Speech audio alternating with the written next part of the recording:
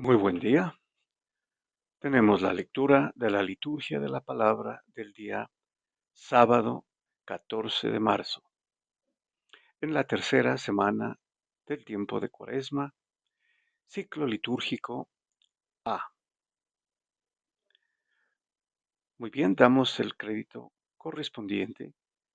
Estamos leyendo del misal popular que edita Paulinas con base en la Conferencia Episcopal de Colombia. También recordemos que estamos en un tiempo de preparación para la Semana Santa. Es un tiempo de penitencia, de arrepentimiento y de conversión eh, a través de las prácticas de la penitencia, de la oración, del ayuno y de la limosna. Muy bien, vamos a la primera lectura. Tenemos la lectura de la profecía de Oseas, capítulo sexto, versículos del 1 al 6. Nos dice entonces el profeta Oseas: Vamos, volvamos al Señor, porque Él ha desgarrado y Él nos curará.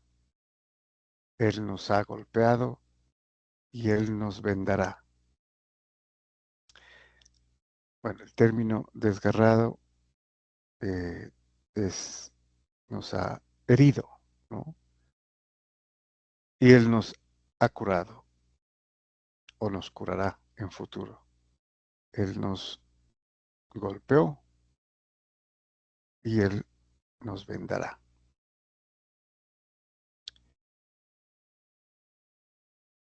Y continúa: en 2 días nos volverá a la vida y al tercero nos hará resurgir.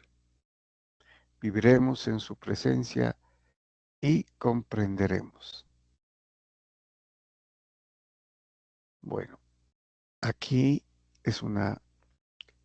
hay que recordar que es profecía, y la profecía se refiere al tiempo mesiánico.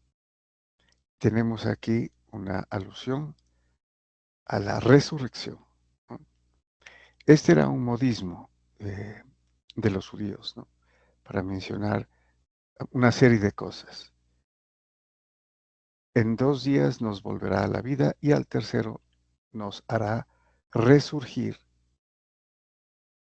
o sea, resucitar, ¿no? Sería en términos proféticos. Viviremos en su presencia y comprenderemos. En la presencia de Dios, inclusive, sería escatológico, ¿no? Sería profecía mesiánica y escatológica al mismo tiempo. Y continúa: procuremos conocer al Señor. Su manifestación es segura como la aurora. Vendrá como la lluvia de primavera que empapa la tierra. También es profecía mesiánica, ¿no? Su manifestación, que es referido a la manifestación del Mesías, de Jesucristo nuestro Señor. Y vendrá, dice, como la lluvia de primavera que empapa la tierra. Bueno, que la empapa y hace fructificar, ¿no? Hace dar fruto. ¿Qué haré de ti, Efraín? ¿Qué haré de ti, Judá?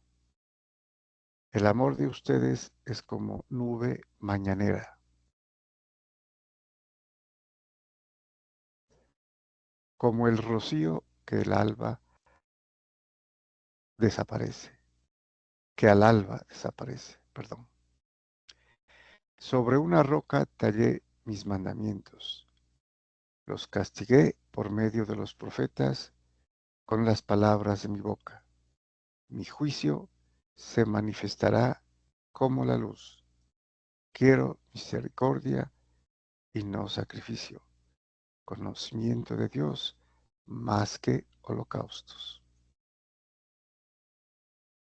Bueno, entonces se refiere al reino de Israel, ¿no? Como Efraín, y al reino de Judá, obviamente como la tribu de Judá. Y les recrimina, ¿no? Diciéndoles que el amor de ellos fue como una nube mañanera, como el rocío del alba, porque se desentendieron, ¿no? Rápidamente. Y al final, la parte más importante, ¿no? Que es tomada del Salmo 50 que leeremos a continuación.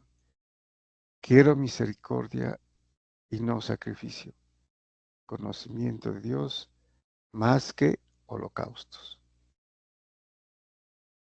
Y esto lo profetizaron, ¿no? Tanto Oseas, que lo estamos leyendo aquí, como el profeta Amós, como David y como Isaías, ¿no?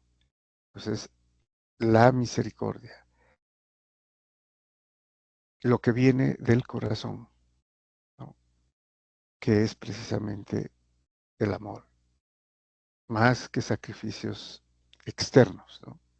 Les dice a los judíos eh, aquí el salmista. Bueno, vamos al Salmo responsorial. Tenemos el Salmo 50, nuevamente, el Miserere, compuesto por el rey David, cuyo responso es, quiero misericordia y no sacrificio. Bueno, nos dice entonces el rey David, misericordia, Dios mío, por tu bondad, por tu inmensa compasión, borra mi culpa, lava del todo mi delito, limpia mi pecado. Como ya hemos dicho, al leer este salmo, el famoso Miserere, aquí está reflejado el dolor, ¿no? De arrepentimiento y de corazón quebrantado, contrito y humillado, ¿no? Del rey que pecó gravemente, pero se arrepintió grandemente, ¿no? Ante Dios. Y aquí está palpable en el salmo que compuso. Los sacrificios no te satisfacen. Si te ofreciera un holocausto, no lo querrías. El sacrificio agradable a Dios es un espíritu quebrantado, un corazón quebrantado y humillado. Tú, oh Dios, no lo desprecias. El corazón contrito, ¿no? Arrepentido y humillado es más que los sacrificios que se ofrecían en el Antiguo Testamento y que perdura, ¿no? Para el Nuevo Testamento también. El amor, la misericordia, ¿no? El amor al prójimo.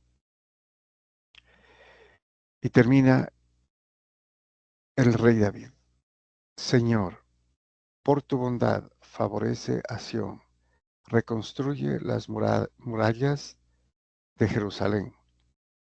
Entonces aceptarás los sacrificios rituales, ofrendas y holocaustos.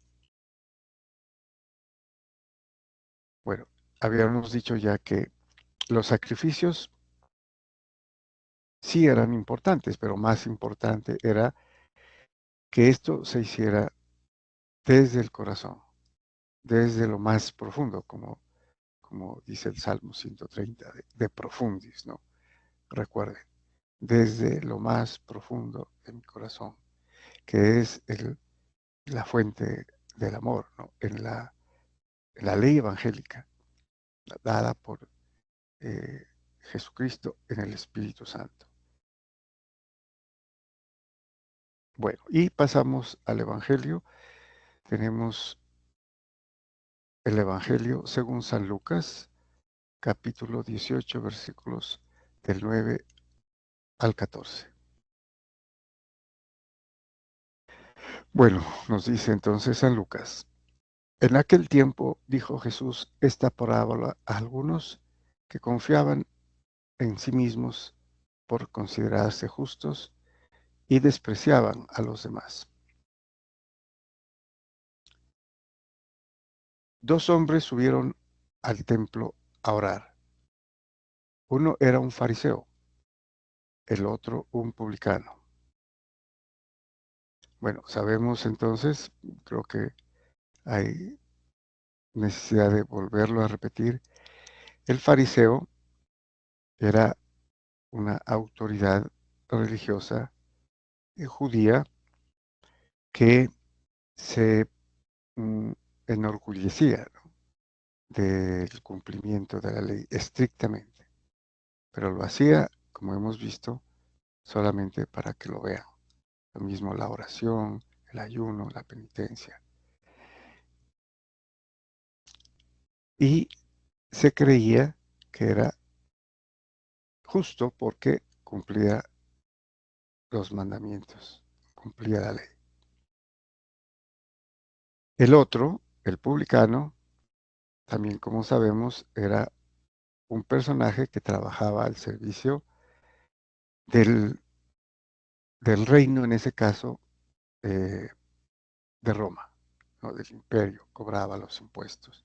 Y entonces era odiado por los judíos como traidor.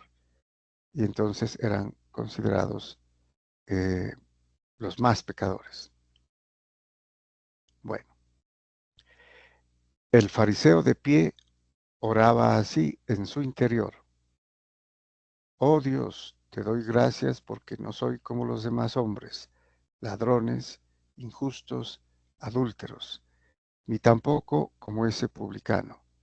Ayuno 2 veces por semana y pago el diezmo de todo lo que tengo. Bueno, aquí podemos ver ya que además de esta pretensión de ser justo, eh, juzga, ¿no?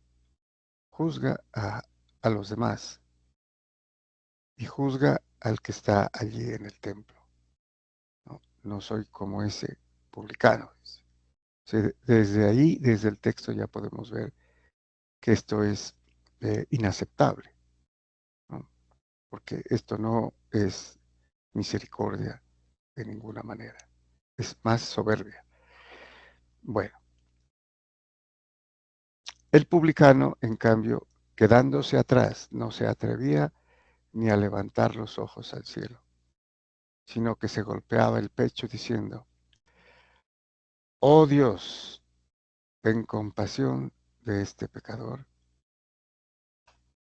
Bueno, interesantemente las dos oraciones empiezan con oh Dios, pero hay una diferencia grande en el centro de la oración. Aquí entonces el publicano se humilla, se reconoce pecador y pide, además de eso, pide compasión o piedad, que es lo que rezamos, ¿no?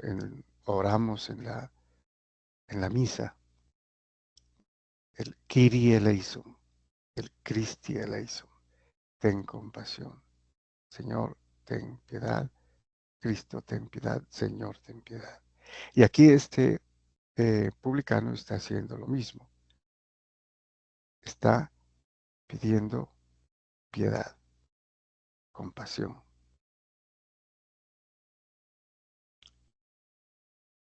Les digo que éste bajó a su casa justificado y aquel no. O sea, el publicano bajó a su casa justificado por haberse humillado de esa manera, que es lo correcto, ¿no? Porque todos somos pecadores. Y aquí el publicano se reconoció pecador y pidió compasión. Y termina porque todo el que se enaltece será humillado, y el que se humilla será enaltecido. Muy bien, muchas gracias y bendiciones.